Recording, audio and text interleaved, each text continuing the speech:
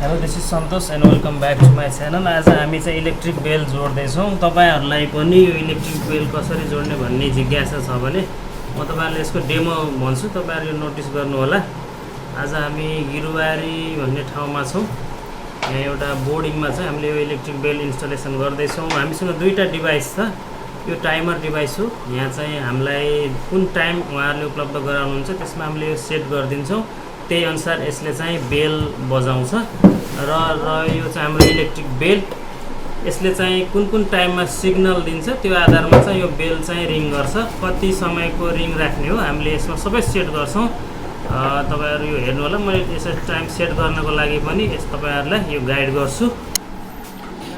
हामीसँग यहाँनिर शेड्युल आइसकेको छ। यहाँनिर हामी देख्न सक्छौँ। यहाँनिर हाम्रो लगभग 1 देखि लिएर 11 वटा इभेन्ट छ। अनि यो कुन इभेन्टमा कुन टाइममा रिङ बजाउने हो यहाँनिर लेखिएको छ र कति सेकेन्ड चाहिँ त्यहाँनिर घन्टी लगाउने भन्ने पनि लेखेको छ। जस्तै अब पहिलो चाहिँ हाम्रो 1 नम्बर इभेन्टमा चाहिँ 9:35 को बिहान हामीले चाहिँ सेट गर्नु पर्यो। यसमा चाहिँ सुरुको बेल बज्छ। 10 सेकेन्ड चाहिँ यो पिरियडको यसमा चाहिँ बेल बजाउनु पर्यो। अनि दोस्रोमा चाहिँ त्यसै गरी 10 बजे फेरि बेल बज्छ। यो चाहिँ 3 सेकेन्डको लागि। त्यस्तै गरी चाहिँ यो 3 सेकेन्ड वाला चाहिँ 12:10 को सम्मको चाहिँ 3 सेकेन्ड वाला छ। अनि यहाँ एकैचोटि 6 नम्बर इभेन्टमा चाहिँ हामीले 12:50 मा चाहिँ 5 सेकेन्डको घन्टी लगाउनु पर्यो। अब यो चाहिँ यसरी हामीले सेट गर्छौँ।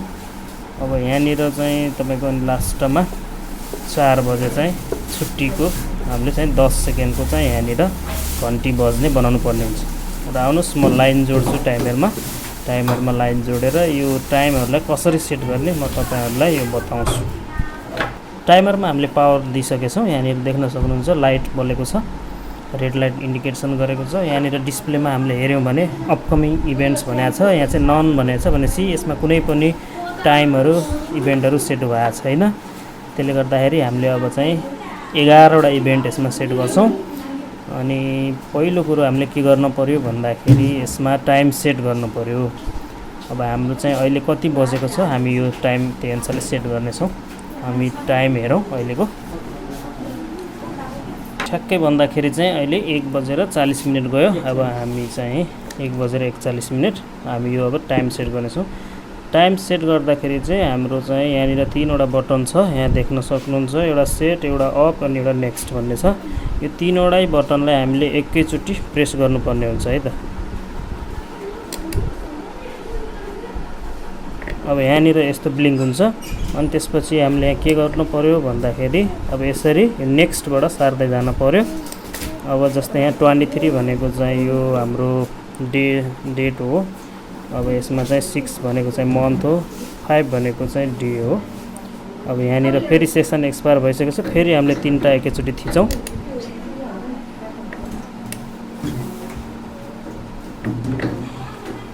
यस्तो भयो। अब यसलाई सेट गर्नको लागि चाहिँ हामीले सबभन्दा यो अफ बटनलाई थिच्दै जाने। जस्तै आज कति गते हो, आज कति तारिक हो, आज हाम्रो चाहिँ 5 तारिक हो। हामीले यसलाई चाहिँ यो अफ बटन थिच्दै यहाँनिर 5 पुर्याउनु पर्यो। थिच्दै जानुस् 5 भयो। अनि त्यसपछि अब हामी नेक्स्ट गर्ने। अनि यहाँ 6 भनेर आछ। यो महिना हो, जुनको महिना 6 ठिकै छ। अनि यहाँ 23 भनेर आछ। यो चाहिँ वर्ष हो, यो ठिकै छ। अब हामीले चाहिँ यहाँ टाइम सेट गर्दाखेरि चाहिँ हामीले जस्तै दिउँसोको 1 बजेको बनाउँदै छौं भने 13 बजे हामीले यहाँनिर बनाउनु पर्ने हुन्छ। 11 12 13 बजेर अहिले 44 मिनेट गएको छ। मैले 44 नेक्स्ट गर्छु। सेटिङ सेभ भने। अब यहाँनिर चाहिँ एउटा कुरा हामीले के चाहिँ हेर्नु पर्यो भने टाइम यति त हामीले सेट गर्यौं नर्मली, तर सेकेन्ड चाहिँ मिलेन। जस्तै यहाँ 13:44 त गयो, तर सेकेन्ड चाहिँ तपाईको चाहिँ मिलेन भनेपछि जस्तै मोबाइलमा तपाईहरुको ठ्याक्कै टाइम हुँदाखेरि यसको टाइम चाहिँ नपुगेको नि हुन सक्छ, अगाडि नै बेल हान्न सक्छ। त्यसले गर्दाखेरि हामीले एक्ज्याक्ट इन्टरनेटको टाइम यसलाई चाहिँ दिन पर्ने हुन्छ।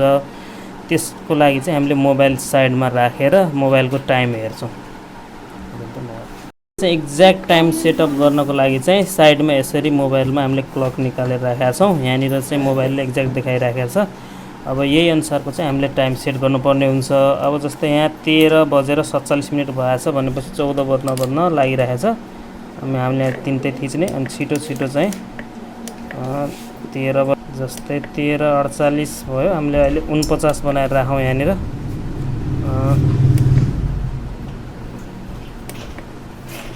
अनि यो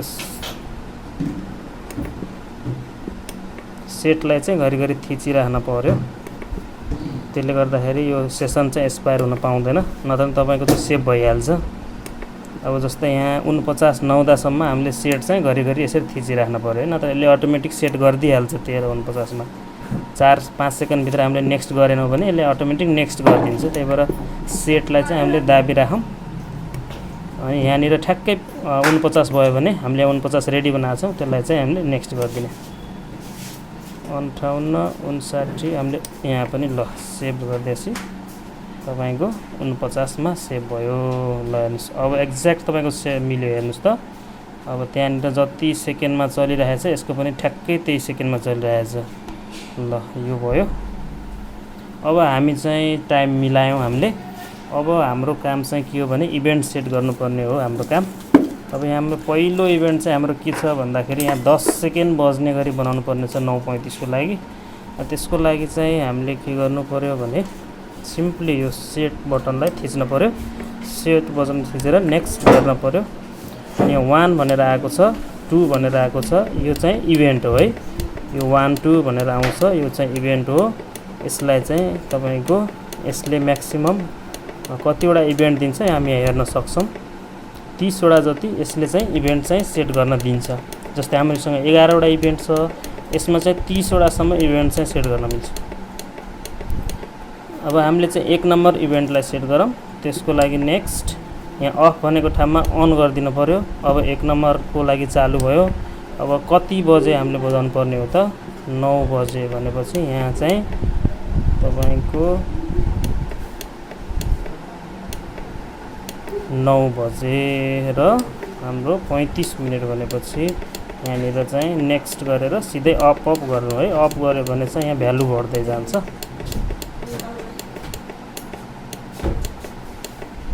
9:35 अनि त्यसपछि अब चाहिँ यो त ड्युरेसन हो है, कति टाइम बजाउने, आवर, मिनेट अनि यो चाहिँ सेकेन्ड। अब हाम्रो चाहिँ कति छ भन्दाखेरि 10 सेकेन्ड भनेपछि यहाँनिर 10 सेट गरिदिने भयो। नेक्स्ट गरिदिने। अनि सन्डेको लागि बजाउने कि नबजाउने, बजाउने, अफ गरेर राइट लगाइदिने। मन्डेमा पनि बजाउने, ट्युसडेमा पनि अफ गरिदिएर राइट लगाइदिनुहोस्, वेडनेसडेमा पनि अफ दबाएर राइट लगाइदिने। अनि त्यस्तै गरी कुन कुन डेमा तपाईलाई यो बजाउनु पर्यो गर्ने। लास्टमा स्याटरडेमा चाहिँ काट्टामै छोडिदिनु होला, स्याटरडेमा बजाउनु पर्दैन। अनि सेभिङ हुन्छ। अब यो चाहिँ 1 नम्बर सेभ भयो। अब यो 2 नम्बरमा जाने, 2 नम्बरमा गएर नेक्स्ट गर्ने, अन गरिदिने 2 नम्बरलाई। अब 2 नम्बरमा हाम्रो के छ भन्दाखेरि 10 बजेको भनेपछि यहाँ 10 गराइदिनु, 10:00 ठिक छ। अब कति सेकेन्डको लागि भनेको छ हाम्रो यहाँनिर 3 सेकेन्ड भनेको छ भने सिम्पली 3 सम्म गर्नुहोस्, फेरि नेक्स्ट गरिदिनु। सन्डेलाई राइट, नेक्स्ट गरेर मन्डेलाई पनि राइट, ट्युसडेलाई राइट, वेडनेसडेलाई राइट, थर्सडे, फ्राइडे, स्याटरडेलाई परेन, सन्डेलाई हाम्रो मिलेन है, ब्याक गर्न मिल्दैन। नेक्स्ट गर्दै जानु, सेभ हुन दिनु। अर्कोचोटि फेरि त्यही सेटिङलाई हामीले एडिट गर्न मिल्छ। अब एडिट गर्नको लागि के गर्नु पर्यो भने 2 नम्बरमै छ, सिम्पली नेक्स्ट नेक्स्ट नेक्स्ट गर्दै जानु, नेक्स्ट गर्दै जानु। सबै अघि नै हालेको भ्यालु छ, हाम्रो सन्डेमा छुटेको थियो, यसलाई राइट गरिदिउँ। नेक्स्ट नेक्स्ट गर्दै जाने, सेभ हुन्छ, सेभ हुने। अब यही प्रोसेस हो, यो सबै प्रोसेस तपाईहरुले दोहोर्याउँदै चाहिँ यो सेट गर्न सक्नुहुन्छ। म सबै सेट गरेर तपाईलाई लास्टमा देखाउँछु।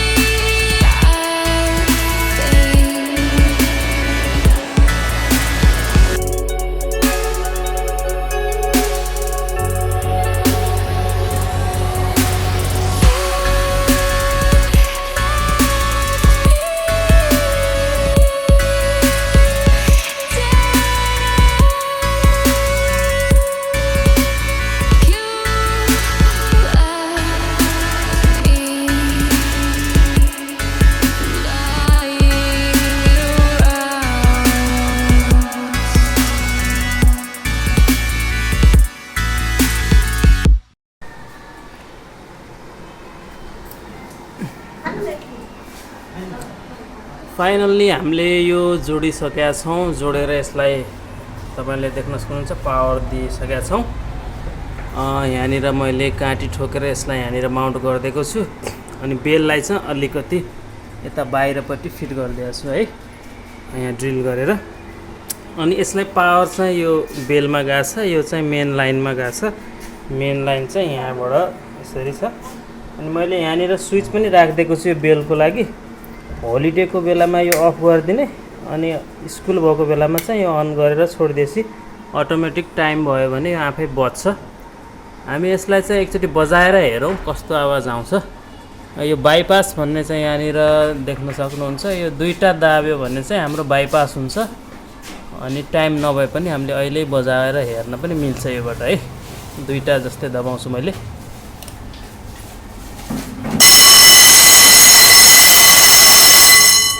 वाउ, देख्न सक्नुहुन्छ एकदम कडा छ है यसको। फाइनल्ली हाम्रो प्रोजेक्ट ओके भइसकेको छ।